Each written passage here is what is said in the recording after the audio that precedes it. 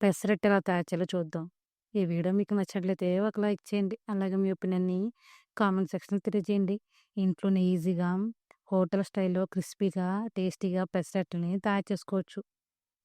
ఇందులో పచ్చిశనగపప్పు, అలాగే బియ్యం వేయడం వల్ల క్రిస్పీగా, అలాగే టేస్టీగా మంచి రంగులో కూడా పెసరట్టు అనేవి వస్తాయి. మీకు ఎవరికైనా నచ్చితే గనక ఒకసారి ట్రై చేయండి. ఇది హెల్త్‌కి మంచిది కాబట్టి ఎవరైనా సరే తినొచ్చు. బౌల్‌లోనికి కప్పు పెసలేసుకోవాలి. తర్వాత 2 టేబుల్ స్పూన్ పచ్చిశనగపప్పు, పావు కప్పు బియ్యం వేసుకొని ఒక 4 సార్లు వాష్ చేసుకోవాలి. ములిగేంత వరకు వాటర్ పోసుకొని ఒక రాత్రి మొత్తం నానబెట్టుకోవాలి. ఒక రాత్రి మొత్తం నానబెట్టుకున్న తర్వాత మిక్సీ జార్‌లోనికి కొద్దిగా అల్లం, అలాగే పచ్చిమిర్చి, పావు టీ స్పూన్ జీలకర్ర ఏసుకొని, తర్వాత మనం నానబెట్టుకున్న పెసరపప్పు ఏసుకోవాలి. తర్వాత కొద్దిగా సాల్ట్ యాడ్ చేసుకొని, కొద్దిగా వాటర్ యాడ్ చేసుకుంటూ వీలంత మెత్తగా మిక్సీ పట్టుకోవాలి. స్టవ్ మీద పాన్ పెట్టుకొని పెసరట్లు ఏసుకోవడమే. కప్పు పెసలకి పావు కప్పు బియ్యం, 2 టేబుల్ స్పూన్ పచ్చిశనగపప్పు అయితే సరిపోతాయి. అదే గనక మీరు పెసలు ఎక్కువ తీసుకున్నట్లయితే పచ్చిశనగపప్పు, అలాగే బియ్యం కూడా కొద్దిగా ఎక్కువ యాడ్ చేసుకోవాలి. పెసరట్టు నుంచి పూర్తిగా డ్రై అయిన తర్వాత కొద్దిగా నూనె పోసుకొని రెండో వైపు టర్న్ చేసుకోవాలి.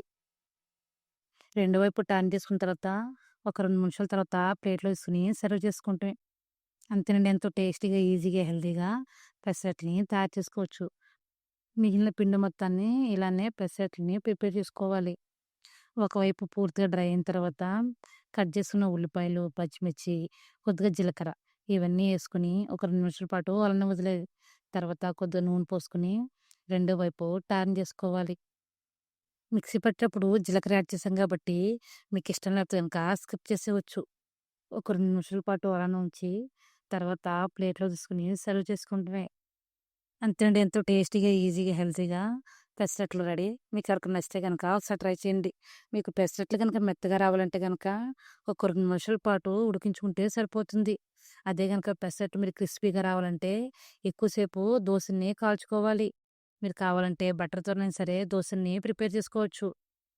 పెసరనేది హెల్త్‌కి చాలా మంచిది కాబట్టి ఎవరైనా సరే ఈజీగా పెసరట్టుని తయారు చేసుకోవచ్చు. అలాగే ఇందులో మీరు కావాలంటే కొద్దిగా మెంతులు కూడా యాడ్ చేసుకోవచ్చు. మెంతులేసుకోవడం వల్ల అరుగుదల అనేది చాలా మంచిగా ఉంటుంది. మీకు నచ్చితే ఒకసారి ట్రై చేయండి. అలాగే వీడియో పైన ఒపీనియన్‌ని కామెంట్ సెక్షన్‌లో తెలియజేయండి. చాలా ఈజీగా, టేస్టీగా, హెల్తీగా దోసని తయారు చేసుకోవచ్చు.